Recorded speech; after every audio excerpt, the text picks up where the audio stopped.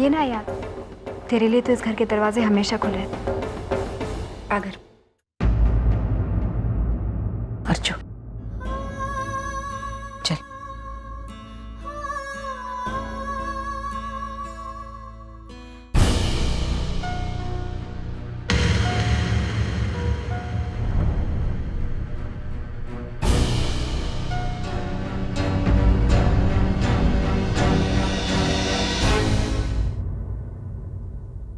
आई, कैसी आप?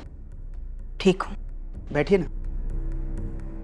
वैशु, देखना इनकी खातिरदारी में किसी किस्म की कोई कमी न रहे। और हाँ, वैसी खातिरदारी मत करना जैसे इनकी बड़ी बेटी ने हमारी की थी।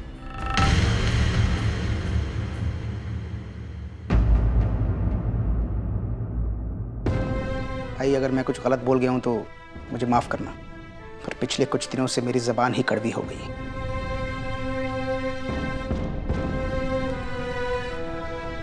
धर्मी जी, मुझे आपसे कुछ बात करनी।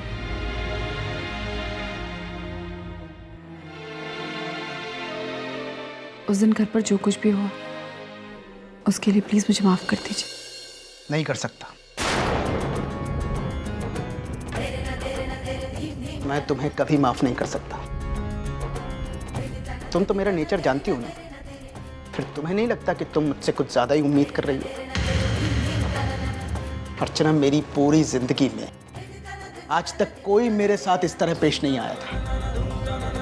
तुमने मुझे थप्पड़ मारा, मुझे, तुम्हारे बॉस को, तुम्हारे बहनोई को, और शायद वो कम था इसलिए तुमने मुझे जेल भी भिजवा दिया। अर्चना, तुम्हारी ये गलती माफी के काबिल ही नहीं है। मैं नहीं जानता कि तुम अपने आप को क्या समझती हो, तुमने क्या गलत फहमी पाल रखी। शायद तुम अपने आप को बहुत महान समझती हो, या फिर तुमने ये सब अपने सो कॉल्ड पवित्र रिश्ते की खातिर किया। पर तुमसे सच कहूं अर्चना, तुम्हें ना तो दुनियादारी की समझ है और ना ही रिश्तेदारी की। तुम सिर्फ दिखावा करती हो कि तुम दूसरों के लिए जीती हो, जबकि असलियत यह है कि तुम सिर्फ अपने आप के लिए जीती हो। तुम्हारा रिश्ता, तुम्हारा प्यार, इसके सामने न तो तुम्हें अपने आई, बाबा और भाई की इज्जत का ख्याल है, ना ही अपनी बहन की गृहस्थी का।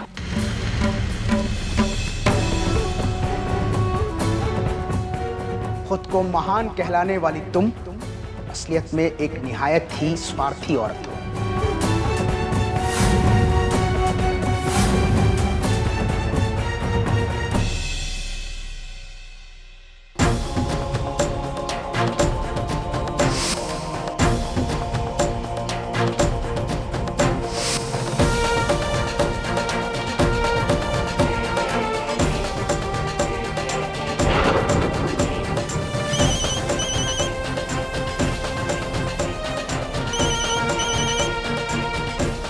लो, तुम्हारे मानव का ही फोन होगा। कहीं ऐसा ना हो कि आज तुम ये फोन काट दो और फिर कल सबसे कहती फिरो कि मेरी वजह से तुम्हारे पवित्र रिश्ते का एक चैप्टर अधूरा रह गया।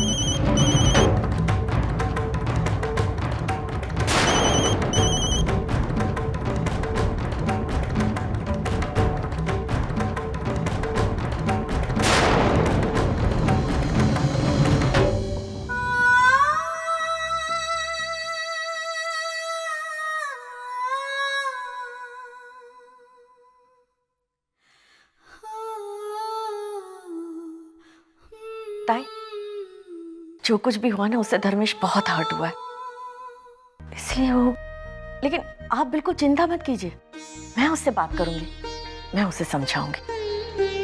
और हाँ, कल हम गांव देवी मैदान जा रहे हैं देवी माँ के दर्शन के लिए, आप सभी जरूर आना। हो सकता है कि देवी माँ की कृपा से हमारे बीच का ये तनाव शायद ठीक हो जाए। जी, हम जरूर आएंगे। शायद अर्चना इस वक्त फोन उठाने की स्थिति में नहीं है, या फिर यह भी हो सकता है कि बैंक से घर जाते वक्त जहवंत ने मुझसे मिलने को लेकर नाराजगी जाहिर की, जिसकी वजह से वो मेरा फोन नहीं उठा रही। बगैर किसी मजबूरी के अर्चना मेरा फोन काटेगी नहीं, कुछ ना कुछ तो जरूर होगा। ला ला ला ला ला ला ला ला ला ला ला ला ला ला ला ला ले ला ला ला ला ला ला। वाह, तुझे अगर गाना गाना ही है तो दरवाजा बंद करके गा लेना। मैं तेरा पति हूँ, मैं सह सकता हूँ, लेकिन अड़ोस पड़ोस वालों के कान क्यों पकाती हो? तभी मैं सोच रही थी टोस्ट खाते खाते मेरे तोते ने मुंह कैसे नहीं खोला। तुमको अपनी बीवी की एक भी चीज अच्छी दिखाई देती है? कभी बोलो। कोई अच्छी चीज हो तो दिखाई दे ना। हाँ, आई मैं, आई मैं काम नहीं करने का। अच्छा कुछ सोच रही थी, तुम्हारी फालतू बातों ने भुला दिया सब। क्या सोच रही थी मैं? तुम्हारी वजह से। श्रावणी, श्रावणी बेटा जल्दी आ बाहर। अभी हम दोनों किस बारे में बोल रहे थे अंदर? आप नवरात्रि के मेले को लेकर बात नवरात्रि का मेला। इस साल भी गांवदेवी के मैदान में ना नवरात्रि का मेला लगा है, तो मैं सोच रही थी गए साल जैसे इधर भी वड़ा पाव का स्टॉल लगाने का, इसलिए वो लोगों को मैं मिल के आई। मेरे मानो को पैसा लेके आने दो बैंक से, फिर देखना वड़ा पाव का स्टॉल कैसे लगता है। 6 रुपए में एक वड़ा पाव, 6 रुपए में एक वड़ा पाव, चटनी के साथ। लोग भाग जाएंगे। निगल सकते नहीं ना? नहीं ना? आराम से चाय पी के खाओ। हाँ, दूसरे को टोकने में अच्छा लगता है उनको। खाओ। हाँ। सब ठीक है? अजीत, एक मिनट ना। हाँ, कुछ बात करनी है। कहिए सर। ये बताओ कि तुमने फैक्ट्री में जो नई मशीनें आई हैं वो सब चेक कर ली है? कोई प्रॉब्लम तो नहीं है? ठीक से काम कर रही है ना? हाँ सर, सारी मशीन अच्छे से काम कर रही है, कोई प्रॉब्लम नहीं। मतलब कोई हादसा होने की संभावना तो नहीं है? नहीं, बिल्कुल नहीं। अब बस वो असली गुनहगार हाथ में आ जाए जिसकी वजह से उन 2 वर्कर्स की मौत हुई थी। सर? हाँ अजीत, मानव के पकड़े जाने के बाद उस भागदौड़ में हर इंसान ये भूल गया कि असली गुनहगार कोई और है। लेकिन अब हमें उसे पकड़ना है और सलाखों के पीछे पहुंचाना है। सर आप सही कह रहे हैं, ये बात तो हमारे दिमाग से बिल्कुल निकल ही गई थी। कोई बात नहीं, अभी हमारे पास वक्त है। अजीत, बस तुम मेरा साथ दो, हम उसे जरूर पकड़ेंगे। सर तुम्हें काळजी करो नका, मैं आपके साथ हूं। आप जैसा कह रहे हैं वैसे ही होगा, वैसे ही होगा। हम दोनों मिलकर इस कांड के लिए जिम्मेदार शख्स को जरूर ढूंढेंगे, जरूर।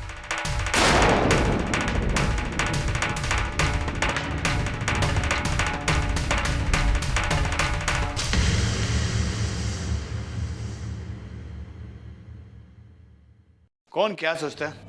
मला काय करायचं? जाऊ दे त्यांना खड्ड्यात। मेरे लिए तो पैसा ही सब कुछ। मेरा भगवान, मेरी मंजिल। पैसे के लिए मैं कुछ भी कर सकता हूँ। हाँ, मैं भी मॉरल वैल्यूज और इन सब चीजों में विश्वास रखता हूँ, लेकिन सिर्फ तब तक जब तक वो मेरे पैसे कमाने के बीच में ना आए। अगर लाइफ में मुझे कभी मॉरल वैल्यूज और पैसे के बीच में चुनना हो तो मैं पैसे को चुनूंगा।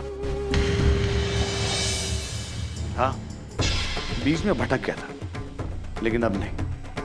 अब मैं पैसे के लिए कुछ भी कर सकता हूँ, क्योंकि पैसा पावर देता है और पैसा सुख देता है मेरे दोस्त। तू और तेरी सोच कभी नहीं बदलेगी। कॉलेज से यही सोचता आ रहा है तू।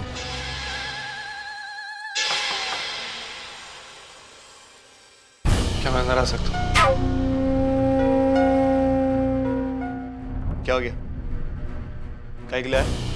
वो मुझे सतीश जी ने भेजा है सैलरी इंक्रीमेंट के पेपर्स पे साइन करने के लिए। अरे हरीश, तुमने कहावत सुनी है? इंसान अपने पैर पे कुल्हाड़ी मार देता है, लेकिन कुल्हाड़ी पर पैर मार दे, ये बात मेरे समझ में नहीं आई। पता नहीं सतीश सर को क्या हो गया। गलत इंसान को वापस काम पे रख दिया, वो भी इंक्रीमेंट के साथ। देखो, मैंने अब तक डॉक्यूमेंट्स नहीं बनाए। 2-4 दिन बाद चले आ जाना, मैं देखता हूँ जो होता मैं कर लूंगा। जाओ।